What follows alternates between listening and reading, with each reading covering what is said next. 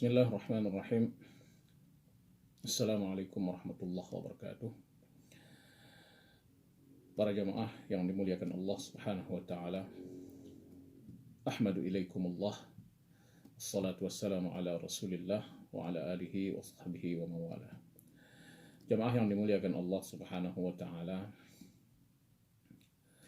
Di dalam syariah kita, dalam proses pendalilan, kita mengetahui di situ ada beberapa dalil.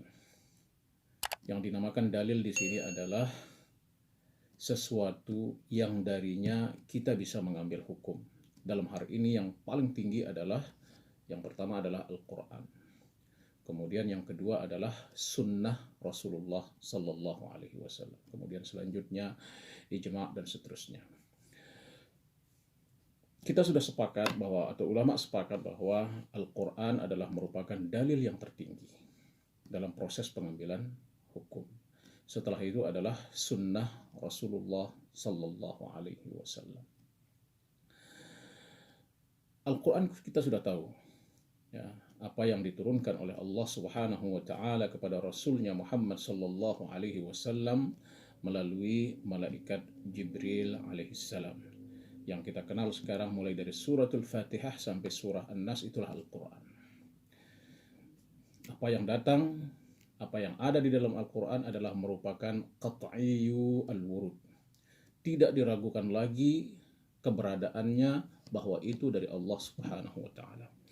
Yang kedua adalah sunnah, atau dalil yang kedua adalah yang dinamakan sunnah an-nabawiyah. Nah, ini yang perlu kita ketahui. Banyak kita dengarkan kata-kata sunnah. Oh, ini tidak sunnah, ini bid'ah, ini melanggar sunnah, ini melanggar ajaran Rasulullah Sallallahu Alaihi Wasallam. Nah, oleh karenanya kita perlu mengetahui mahiyas sunnah. Apa itu sunnah sebenarnya? Kalau menurut definisi ulama, sunnah ini adalah ما صدر عن النبي صلى الله عليه وسلم من غير القرآن من قول أو فعل أو تقرير ما يصلح أن يكون دليلا لحكم شرعي. Apa yang keluar dari Rasulullah Sallallahu Alaihi Wasallam selain Al-Quran, yang keluar dari Rasulullah Sallallahu Alaihi Wasallam ini, apakah itu berbentuk perkataan, apakah itu berbentuk perbuatan, apakah itu berbentuk pendiaman terhadap sesuatu ketika sesuatu itu disampaikan kepada Rasulullah Sallallahu Alaihi Wasallam. Itu adalah takrir. Nah, ikhwafillah rahimani wa rahimakumullah. Selanjutnya bahwa kita perlu mengetahui di sini jelas yang kita butuhkan dalam pendalilan syar'i, dalam pendalilan hukum syariat dari sunnah Rasulullah Sallallahu Alaihi Wasallam adalah, yang kita butuhkan adalah sunnah yang sahih dari Rasulullah Sallallahu Alaihi Wasallam.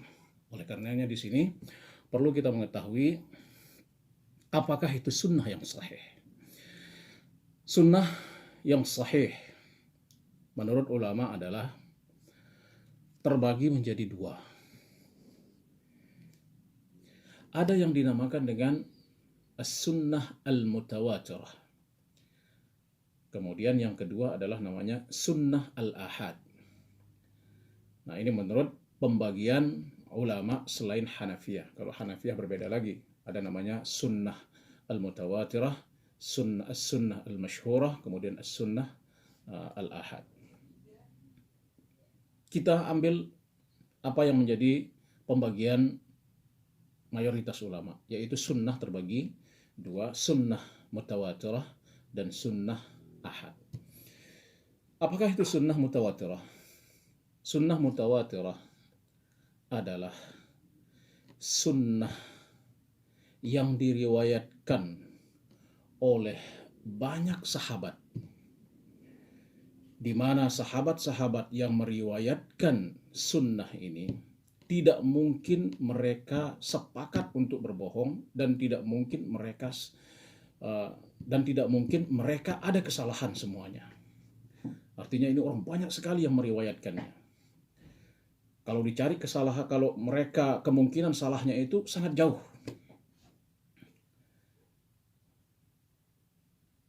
Kemudian setelah diriwayatkan oleh sahabat yang begitu banyak dari Rasulullah Sallallahu Alaihi Wasallam, diriwayatkan juga oleh tabi'in yang banyak, yang tidak mungkin mereka sepakat untuk berdusta, dan jauh kemungkinan mereka salah menukil sunnah ini. Kemudian setelah itu diriwayatkan oleh tabi'ut tabi'in yang banyak juga, tidak mungkin mereka sepakat untuk berdusta dalam menukil sunnah ini. Dan tidak mungkin, jauh kemungkinan mereka akan salah menukil sunnah ini. Itulah yang dinamakan dengan sunnah al-mutawatirah. Jadi diriwayatkan oleh banyak sahabat yang tidak mungkin mereka berdusta, dan tidak jauh kemungkinan mereka akan salah. Diriwayatkan lagi oleh tabi'in yang banyak, tidak mungkin mereka berdusta dalam menukil hadis ini atau sunnah-sunnah ini. Kemudian setelahnya adalah diriwayatkan oleh tabi'ut tabi'in, tidak mungkin mereka berdusta dalam penukilan sunnah ini, dan juga jauh kemungkinan mereka akan salah. Demikian seterusnya. Itulah yang dinamakan dengan sunnah mutawatirah. Lalu bagaimana kekuatan as-sunnah mutawatirah ini dalam pendalilan? Jumhur ulama atau mayoritas ulama mengatakan bahwa pendalilan dengan sunnah mutawatirah ini sama persis dengan Al-Quran, kekuatannya. Karena tidak ada hadis atau tidak ada sunnah mutawatirah yang berkontradiksi dengan Al-Quran. Dan sunnah mutawatirah ini sangat sedikit sekali. Bahkan sebagian ulama mengatakan sunnah mutawatirah al-qauliyah itu tidak ada. Sebagian ulama mengatakan, tetapi ulama setelah mengkaji hadis-hadis Rasulullah Shallallahu Alaihi Wasallam, ternyata ada beberapa sunnah qauliyah yang mutawatirah atau sunnah perkataan yang diriwayatkan secara mutawatir dari Rasulullah Sallallahu Alaihi Wasallam, seperti sabda Rasulullah Sallallahu Alaihi Wasallam, man kadzdzaba alayya muta'ammidan falyatabawwa maq'adahu minan nar. Siapa-siapa yang berdusta atas nama diriku, maka tempatnya adalah di neraka. Ulama mengatakan hadis ini adalah hadis mutawatir qauliyah. Artinya satu kata sahabat yang meriwayatkannya itu tidak berbeda kata-katanya, riwayatnya atau teksnya tidak berbeda dari semua sahabat yang meriwayatkan hadis ini. Dan yang terbanyak adalah hadis mutawatir atau sunnah mutawatirah yang dari Rasulullah SAW, kebanyakan adalah perbuatan. Seperti cara Rasulullah SAW salat, cara Rasulullah berhaji, itu dilihat oleh mayoritas sahabat yang salat di belakang Rasulullah SAW. Ini kita sudahi hadis mutawatir atau sunnah mutawatirah. Karena ini jelas sama dengan Al-Quran dalam pendalilan terhadap hukum syar'i. Kemudian yang kedua adalah sunnah ahad. Ini yang paling banyak yang diriwayatkan oleh para sahabat Rasulullah SAW. Sunnah ahad. Apakah sunnah ahad itu? Sunnah ahad adalah sunnah allati lam tablugh ruwatuha hadd at-tawatur. Qallu aw kathru. Jadi sunnah yang diriwayatkan oleh para sahabat yang mana levelnya tidak sampai kepada level tawatur. Apakah yang meriwayatkannya banyak atau sedikit? Kenapa berbeda dari sunnah mutawatirah levelnya? Karena menurut ulama sunnah ahad ini masih ada kemungkinan yang menukil sunnah dari Rasulullah Sallallahu Alaihi Wasallam itu ada kesalahan dalam penukilan, karena tidak banyak sahabat yang mendengar dari Rasulullah Sallallahu Alaihi Wasallam. Adapun hukum sunnah ahad adalah hukumnya tufidu al-dhann wala tufidu al-yaqin. Dia menunjukkan makna dhann, masih bisa dikira-kira, masih bisa ditakwil, masih bisa ditolak.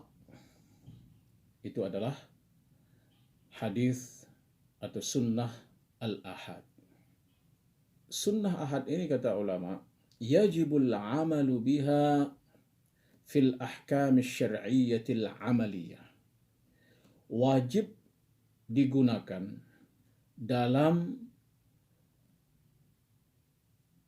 hukum syar'iyah amaliyah, dalam hukum syariat perbuatan atau ibadah seperti salat, puasa, dan seterusnya. Wala yu'malu biha fi al-masail al-aqadiyah. Tidak dipakai dalam permasalahan akidah. Karena permasalahan akidah yang dibutuhkan adalah dalil yang menunjukkan makna yakin. Ini kata ulama. Lalu timbul pertanyaan. Ini pertanyaan besar. Apakah semua sunnah ahad al-amaliyah ini diterima atau dipakai dalam pendalilan hukum syar'i amali? Apakah semuanya harus diterima dalam pendalilan hukum syariat? Nah, ini yang menjadi permasalahan di tengah-tengah masyarakat. Ada hadis yang mengatakan demikian, kemudian tidak dilaksanakan oleh orang, ini dicap ente pelaku bid'ah. Ente tidak sesuai dengan Rasulullah Sallallahu Alaihi Wasallam. Ente tidak mengikuti Rasulullah Sallallahu Alaihi Wasallam. Tidak demikian dalam memaknai sunnah al-ahad ini. Supaya tidak terjadi hal-hal demikian, kita perlu mengetahui bagaimana cara proses pendalilan menggunakan dalil sunnah ahad ini.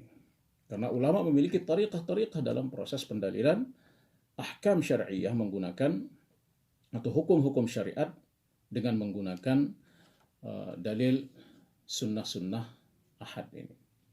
Jangan semata-mata dia berada di Sahih Muslim, kemudian tidak diikuti oleh sebagian orang, mengatakan ente salah, ente pelaku bid'ah. Ada di hadis Bukhari, kemudian tidak diikuti oleh sebagian orang, ente pelaku bid'ah, tidak mengikuti hadis Rasulullah. Ini hadis Rasulullah, ini sunnah Rasulullah Sallallahu Alaihi Wasallam.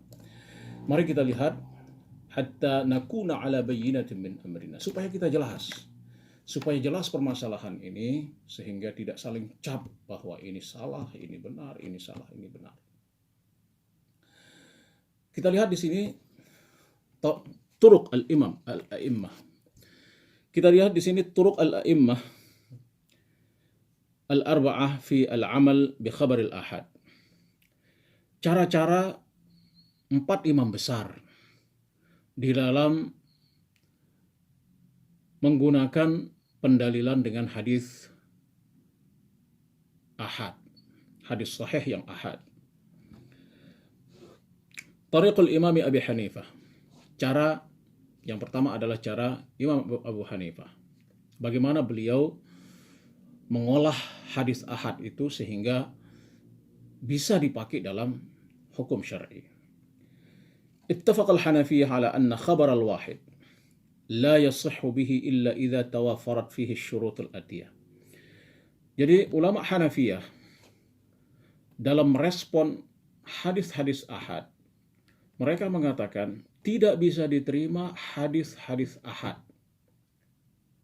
Ini ya, walaupun diriwayatkan oleh siapapun, diriwayatkan oleh Bukhari, diriwayatkan oleh Muslim, diriwayatkan oleh Nasa'i, diriwayatkan oleh siapa saja. Di sini dia mengatakan anna khabar al-ahad, anna khabar al-wahid la yasihhu bihi, tidak bisa dipakai illa idza tawafarat fihi, kecuali harus ada syarat-syarat berikut. Apakah syarat-syaratnya menurut ulama Hanafiyah? Yang pertama di sini adalah alla ya'mal ar-rawi bi khilafi ma rawa. Hadis ahad itu baru bisa diterima, kata a'immah Hanafiyah, imam-imam dari mazhab Hanafi. Yang pertama adalah yang meriwayatkan hadis itu jangan sekali-kali dia berbuat sesuatu yang bertolak belakang dari hadis yang diriwayatkan. Kita ulangi, bahwa sang perawi hadis, dalam hal ini sahabat, ketika dia berbuat sesuatu, jangan sekali-kali perbuatannya itu berbeda dengan makna hadis yang dia riwayatkan. Contohnya, hadis yang mengatakan bahwa ketika periuk atau bejana kalian dijilat oleh anjing, maka cucilah 7 kali dengan 1 kali pakai tanah. Hadis ini diriwayatkan oleh Abu Hurairah. Tetapi diketahui bahwa Abu Hurairah tidak melakukan praktik ini.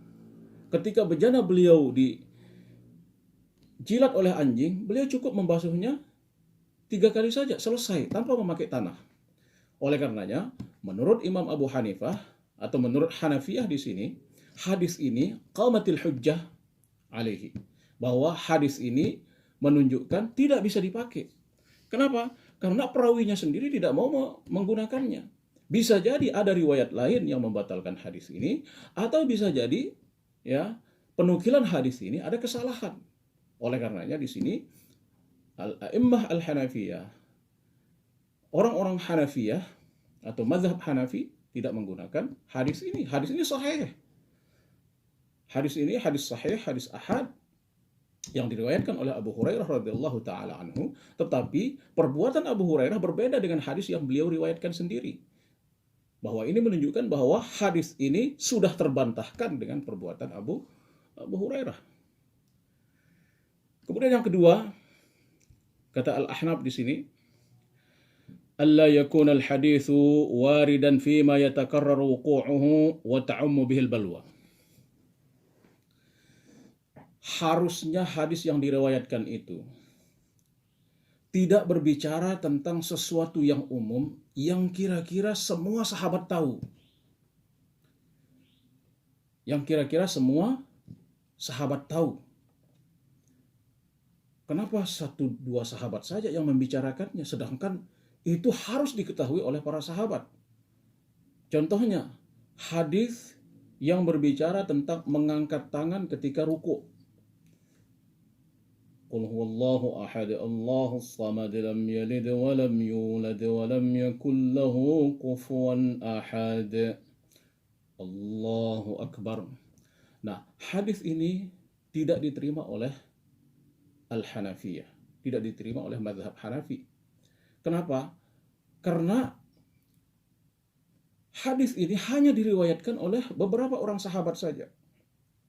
Tidak diriwayatkan oleh banyak sahabat yang menjadikan hadisnya mutawatir, tetapi diriwayatkan hanya sebagian kecil sahabat. Harusnya mayoritas sahabat satu kata mengatakan ruku, ketika ruku harus mengangkat tangan. Makanya ini menunjukkan bahwa hadis ini tidak bisa diterima karena tidak diriwayatkan oleh semua sahabat yang sholat di belakang Rasulullah Shallallahu Alaihi Wasallam. Oleh karenanya tidak boleh antum mengatakan bahwa yang tidak angkat tangan dalam ruku ini berbeda, pelaku bid'ah, karena ada hadisnya. Iya, ada hadisnya, tetapi tidak bisa diterima karena ya menurut Hanafiyah ya tidak bisa diterima karena hanya 1-2 sahabat yang meriwayatkannya, sedangkan ini harusnya diketahui oleh semua sahabat yang sholat di belakang Rasulullah Shallallahu Alaihi Wasallam. Makanya jangan cepat-cepat mengatakan yang tidak angkat tangan ketika ruku pelaku bid'ah, melanggar hadis Rasulullah Shallallahu Alaihi Wasallam. Beda pemahaman orang dalam memahami hadis tersebut. Kemudian tariqah Al-Malikiyah. Yang kedua adalah cara mazhab Hanafi dalam menyikapi hadis ahad. Yashtaritu 'inda al-Imam Malik fil 'amal bi khabaril wahid. Disyaratkan oleh Imam Malik dalam menggunakan hadis ahad dalam berdalil adalah alla yukhalifa 'amala ahli al-Madinah. Fa in khalafahu lam yu'mal bihi atau lam ya'mal bihi. Jadi kalau Imam Malik, karena beliau adalah imam ahli al-Madinah, beliau adalah imam di Madinah, yang mana di Madinah itu adalah para sahabat banyak tinggal di situ, para tabi'in yang belajar dari para sahabat juga banyak tinggal di situ, ya, dan perbuatan-perbuatan ibadah itu sudah turun-temurun dilaksanakan oleh orang-orang Madinah. Makanya beliau mengatakan hadis ahad itu baru bisa diterima bila mana tidak bertentangan dengan perbuatan ibadah orang-orang yang ada di Madinah.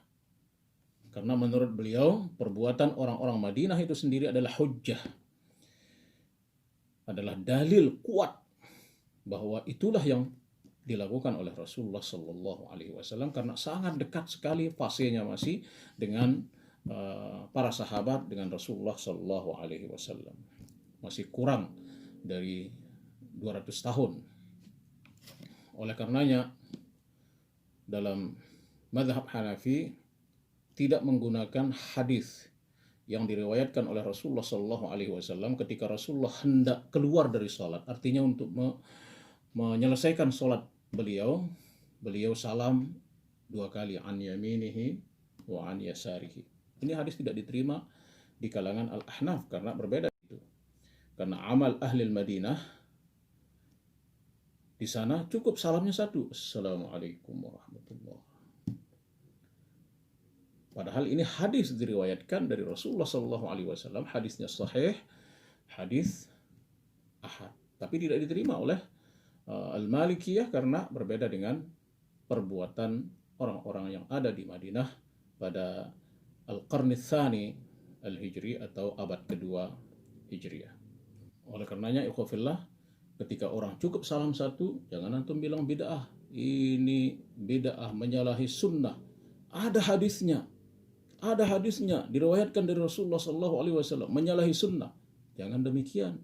Imam Malik beda pemahaman beliau dengan sebagian imam-imam yang lain, karena beliau melihat amal ahli Madinah yang mana sangat dekat sekali dengan Rasulullah Sallallahu Alaihi Wasallam. Beliau melihat perbuatan orang-orang Madinah yang kesehariannya melihat Rasulullah Sallallahu Alaihi Wasallam salat turun temurun dari sahabat, tabi'in sampai Imam Malik radhiyallahu taala anhu. Kemudian yang ketiga adalah tariqah al-Imam Syafi'i. Cara Imam Syafi'i mengambil hadis ahad. Ini agak panjang dan agak longgar. Kalau Imam Hanafi ya ketat, Imam Malik juga ketat, tapi Imam Syafi'i agak longgar sedikit di sini. Yashtaritul Imam Syafi'i fil 'amali bi khabaril wahid sihhat as-sanad. Jadi kalau Imam Syafi'i, syarat beliau dalam menggunakan hadis ahad cukup sanadnya sahih, nyampai kepada Rasulullah Sallallahu Alaihi Wasallam. Walittisalu fala ya'malu bil mursal min al ahadits. Jadi harus nyambung kepada Rasulullah Sallallahu Alaihi Wasallam, dan beliau tidak memakai hadis mursal. Hadis mursal itu adalah masaqata rawin wahid wa huwa sahabi, yaitu hadis mursal adalah hadis yang salah satu perawinya itu tidak ada. Dalam hal ini adalah sahabat yang meriwayatkannya dari Rasulullah Sallallahu Alaihi Wasallam itu tidak ada. Makanya beliau tidak memakai hadis ini. Walaupun demikian, tidak semua hadis mursal itu ditolak oleh Al-Imam Asy-Syafi'i. Hadis ahad yang mursal itu Tidak semuanya ditolak oleh Imam Syafi'i. Bahkan beliau bisa, kata beliau, bisa diterima hadis mursal bila mana cukup syarat-syarat berikut. Yang pertama adalah ayyuqawwil mursal bimursalin akhar qabilahul ulama. Jadi hadis mursal yang satu dikuatkan oleh hadis mursal yang lain dan ini diterima oleh ulama. Itu baru diterima oleh Al-Imam Syafi'i. Yang kedua adalah hadis yang mursal itu dikuatkan oleh hadis yang lain yang muttasilis sanad. Hadis yang tidak ada sahabat perawinya di situ dikuatkan oleh hadis yang lain yang muttasil, yang mana perawi sahabatnya ada tapi hadis yang lain. Yang dilihat di sini adalah bukan teks hadisnya, tetapi yang dilihat adalah nyambung sanad tersebut. Yang ketiga adalah ayyuwafiqa al-mursal qaul as-sahabi. Jadi hadis yang mursal diriwayatkan oleh tabi'in misalnya, tetapi tidak ada sahabat di situ yang meriwayatkannya, tetapi sesuai dengan kata sahabat yang lain, maka hadis itu juga diterima. Ayyattafiqal mursal biqauli as-sahabi. Harus sesuai hadis yang mursal itu dengan perkataan-perkataan sahabat. Nah, kalau tercapai syarat-syarat tersebut, maka hadis yang mursal saja bisa diterima oleh Al-Imam Syafi'i radhiyallahu ta'ala. Yang terakhir adalah Al-Imam Ahmad radhiyallahu ta'ala anhu. Yuwafiqul Imam Ahmad Al-Imam Syafi'i fil amali bi akhbaril ahad. Sepakat Imam Ahmad bersama Imam Syafi'i dalam menggunakan hadis ahad. Wala yukhalifuhu illa fil haditsil mursal, bahwa tidak berselisih Imam Ahmad dengan Imam Syafi'i kecuali hadis mursal. Kalau hadis mursal tidak diterima oleh Al-Imam Ahmad ibn Hanbal rahimahullah. Nah, itu ikhwafillah. Hadis sahih pun berbeda cara ulama-ulama menyikapinya. Tidak semata-mata dia ada di Nasa'i, dia ada di Tirmizi, dia ada di Bukhari, dia ada di Muslim, kemudiannya di mixer begitu saja. Ketika orang tidak melakukan itu, dicap sebagai tidak mengikuti sunnahkah, melanggar sunnahkah, dan seterusnya. Jadi kita lihat tadi dari awal, Hanafiyah berbeda menyikapi hadis ahad, padahal itu sahih, hadis ahad itu sahih. Imam Malik berbeda menyikapi hadis ahad. Imam Syafi'i lagi berbeda menyikapi hadis ahad. Imam Ahmad berbeda menyikapi hadis ahad dan hadis mursal. Sehingga di sini ittisah sangat luas sekali. Tempat kita memberikan uzur kepada saudara-saudara kita untuk tidak dicap melakukan sesuatu yang bertentangan dengan Rasulullah SAW.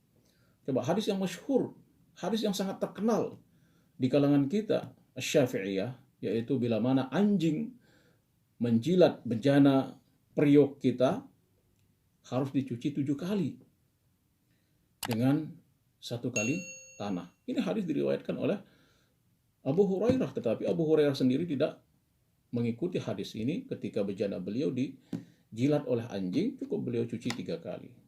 Nah, ini pemahaman Hanafiyah di sini berbeda dengan pemahaman Syafi'iyah. Hanafiyah mengatakan, oh berarti hadis ini ditolak karena perbuatan perawinya sendiri tidak mengikuti hadis tersebut. Jangan antum katakan Imam Abu Hanifah itu tidak mengikuti sunnah. Jangan antum katakan Abu Hanifah itu pelaku bid'ah.